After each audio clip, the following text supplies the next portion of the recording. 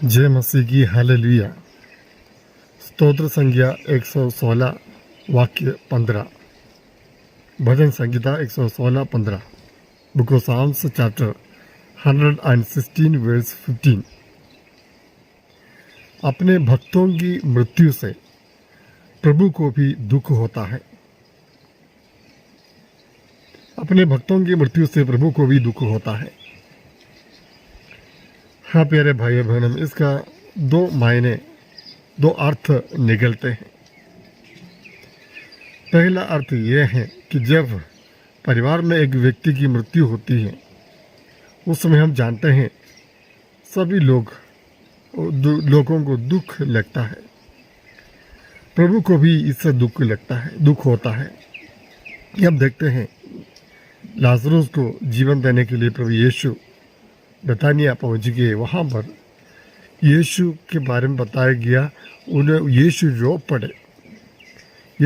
पड़े जब यीशु लाजरुस के मृत्यु के 4 दिन बाद उन्हें पुनः जीवन देने के लिए वहाँ पर पहुंच गया था। तो किसी की मृत्यु से ईश्वर प्रसन्न नहीं होता है, खुश नहीं होता। वो भी हमारे साथ दुख मनाते हैं। अगर आपके परिवार से किसी की मृत्यु हो गई हो तो आप ये ना सोचिए कि प्रभु ने ऐसा क्यों किया, इस व्यक्ति को प्रभु ने क्यों उठा लिया। इस प्रकार का सवाल ना करें, प्रभु को भी दुख होता है।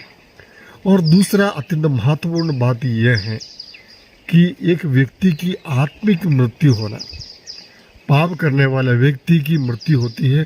पाप करने वाला आत्मा में मृत व्यक्ति है, जिनके जीवन में पाप की सत्ता है या पाप शासन कर रहा है। अगर आपके हृदय में पाप निवास करता है, बुराई आपको नहीं छोड़ती है, तो मान लीजिए आप आत्मा में आप मृत हैं। इससे प्रभु को ज़्यादा दुख होता है। जब आत्मा मृत रहता है, प्रभु अपने भक्त, विशेषकर जो भक्त है, प्रभु की भक्ति करने वाले, प्रभु पर विश्वास करने वाले विश्वासी, प्रभु से प्रार्थना करने वाले, प्रभु के वचन को पालन करने का प्रयास करने वाले व्यक्ति जानबूझकर पाप में बने रहे, बुराई में बने रहे, तो इससे प्रभु को दुख होता है।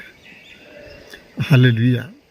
ये सबसे दुख की बात है, सबसे बड़ी दुख की बात है प्रभु की दृष्टि में कि मेरा भक्त, मेरा बेटा, मेरी बेटी पाप में जीवन बिताते हैं। प्रभु चाहते हैं हम जल्दी ही पाप से बाहर निकले।